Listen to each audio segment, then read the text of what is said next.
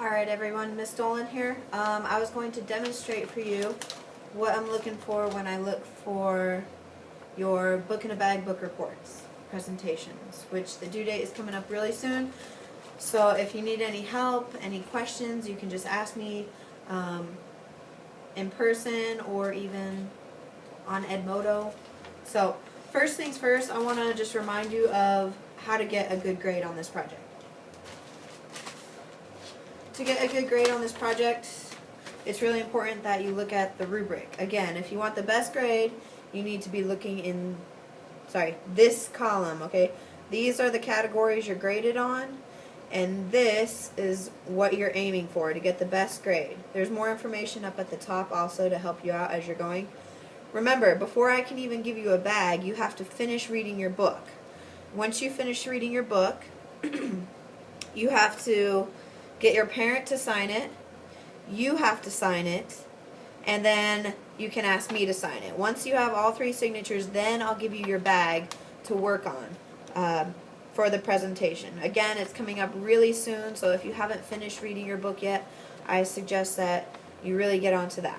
Now I'm going to model for you how the book report presentation is going to look like in class when we present them on the upcoming due date.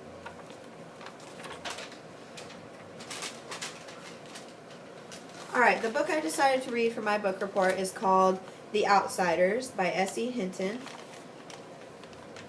Notice how I have the title, the author, a visual. I drew the main character, his name is Ponyboy, and then also my name on it also. So you're going to use your bag to help you with the book report presentation. So like in my introduction I said, the book I chose to read for my book report is called The Outsiders. It's written by S.E. Hinton, and the main character, that's who I chose to put on the front, and his name is Ponyboy Curtis. Then I might, as I'm going along with my book report, I might read my summary next, just to kind of give the class an idea of what exactly is my book about, and then I'll go into the detail about the different types of conflict in my objects. So I'll just read directly my summary on the back.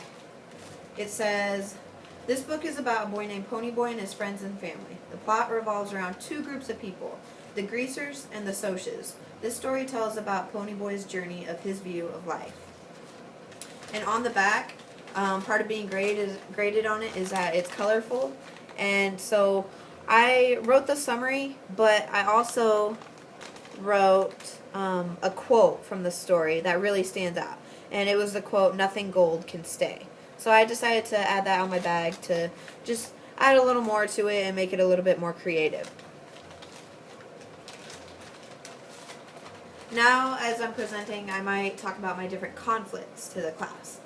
I'm going to talk about the main conflict first, that the whole story really revolves around. It's an external conflict, and it's Socs versus the Greasers. Notice how I use the word versus, which is part of what you're graded on. You have to use the word versus on your external and your internal conflict. So the Socs versus the Greasers, and then I printed off a picture online of the Rumble, and that's Derry beating up one of the Socs, so Socs versus Greasers.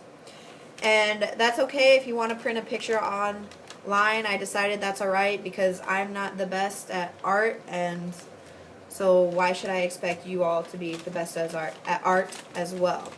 So it's okay if you want to print some pictures using the computer if you're not a very good artist. Alright, now I've told you the conflict, Socs versus Greasers. Now I'm going to explain the conflict a little more in detail to give the class a better idea of why the story goes the way it goes. So the Socs, they're this group of guys, and they're kind of snotty. They're the rich kids in town, and they got everything. They really have it made. And then you have the other group in town, and they're the Greasers. They're kind of the bad boys, the ones who don't have as much money, and kind of the misfits in the town. And they don't get along. They both have their own territory. They both think they're better than the other group. And so that's kind of what the conflict of the whole story revolves around. The internal conflict, I decided there were a few internal conflicts, But one that I thought really helped the plot move forward was Ponyboy versus the decision to do the right thing. So again, remember, an internal conflict is a conflict in someone's mind. So it's usually a decision that the character faces. I guarantee your character has to face some sort of decision. And I decided to do Ponyboy versus the decision to do the right thing. And in that case, the picture, I printed another picture online. It's of Ponyboy and Johnny going into the fire to save the kids. And then again, I would explain the conflict a little bit more. So then I might say, alright, so Ponyboy versus the decision to do the right thing. That's the internal conflict I chose to talk about. And it's basically, there's this part in the story where Ponyboy, Dally, and Johnny are riding back to the church where they were hiding out. And they notice it's on fire, and they get there, and there's like a lot of kids in there, and they're burning, and people are screaming and crying, and Ponyboy is debating. You can see it in his mind. He's thinking, should I go in and help the kids, or should I not help the kids? And Pony, inevitably, he decides to do the right thing. He decides to make the decision to do the right thing, and to go in and help the kids and rescue them and save them. Which, after that, it actually helps the plot move forward also. So I've introduced my book. I read the the summary. I talked about the external conflict, Socias versus Greasers. I talked about an internal conflict with the main character, Ponyboy versus the decision to do the right thing. And now I'm going to get into my objects. Again, you need to have 5 to 7 objects in order to get the best grade on this part as possible. So I'm going to explain my objects and how they relate to the story. Alright. And you might want to pull them out in a certain order. I'm trying to do that as I go. So, alright, the first thing I have, it's really basic. I put a pencil in there because The Outsiders, it's actually kind of a flashback of Ponyboy writing. There's this part. At the end of the story, we figure out why he was writing The Outsiders in the first place. It's because he gets sick at school, or he gets sick and he has to miss school. And in order to get a good grade in his class, his English teacher tells him to write a paper. And so he actually ends up writing The Outsiders. And so that's why I put the pencil in there. It's pretty important. The next object I put is a picture of my family. Well, me, my sister, my brothers, and I guess it doesn't really matter, but I put a picture of family in there because Ponyboy is really close with his family, and the Greasers are his family. He doesn't have any parents. They passed away when he was younger. They died in an accident, and so I put a picture of family in there because Derry and Soda Pop are his brothers, and then, like I said, the Greasers are his family also. And so the plot has kind of a lot to do about, like, family, and just reminding us that sometimes our family isn't just people we're related to, but maybe our friends also.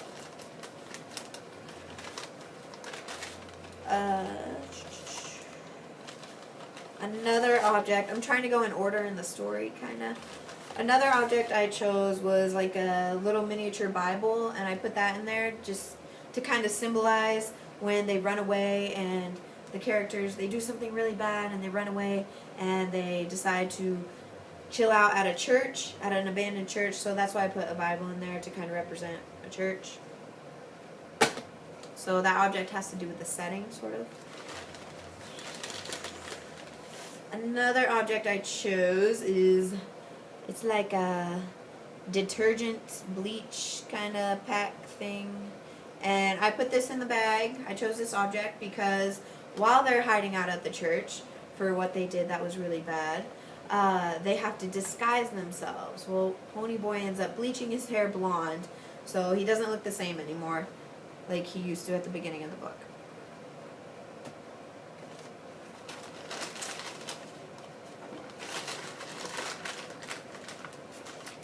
I put a box of Band-Aids in my bag because, well, there's this big fight in the book and everybody gets a little hurt, so the Band-Aids symbolize like what's it called? The Band-Aids symbolize the fight, you could say, that happens toward the end of the book. And I put a penny, and it's from 1964. 1964, you can't tell, but I promise it's 1964. And the reason I put a penny in there is not because it's a penny, but I put a penny in there that's 1964 because the book, the setting of the book, is in the 1960s. So again, my objects can have to do with characters, things that happen in the book, or even the setting as well, like the 1960s. So that's why I put a penny in there. And then last, kind of like on my bag when I wrote "Nothing Gold Can Stay," that's a big theme in the book, and so I chose. I don't have gold. I'm not like some rich teacher, so I just chose a gold object. It's actually my high school graduation tassel, 2006, from my hat thingy, whatever you call it. Well, I chose this because a big theme in the book is that nothing gold can stay.